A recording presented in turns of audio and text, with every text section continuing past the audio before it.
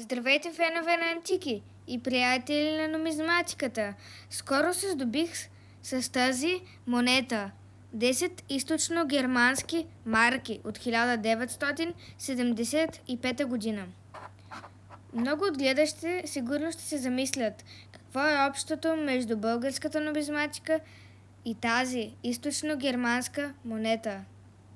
Ами, отговорът е много прост.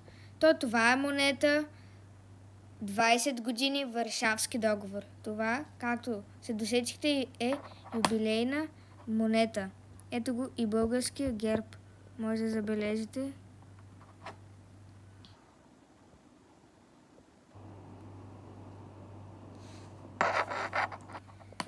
Малко повече за монетата сега ще ви разкажа. Тя е с тираж от 2500 бройки. Медникелова монетка. Това е материала. 12 грама. Номинал 10 марки. Година 75-та. Германска монетка. Тя е от серията монети сечени от чуждестранни монетни дворове, но с български мотиви.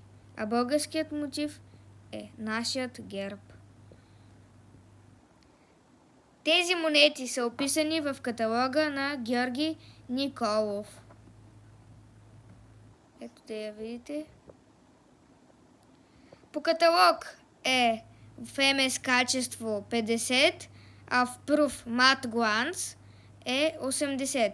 Ако някой все още не знае какво е Proof, то в първото ми видео, където правих видео ревю за каталогът на Булфила, то там аз ви прочетох малко повече за този начин на отсичане.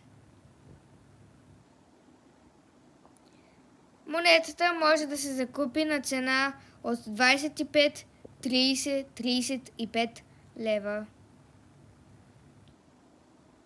Една интересна монета, която заслужава да участва в вашата колекция. Ако ви е харесало видеото, не забравяйте да го харесате.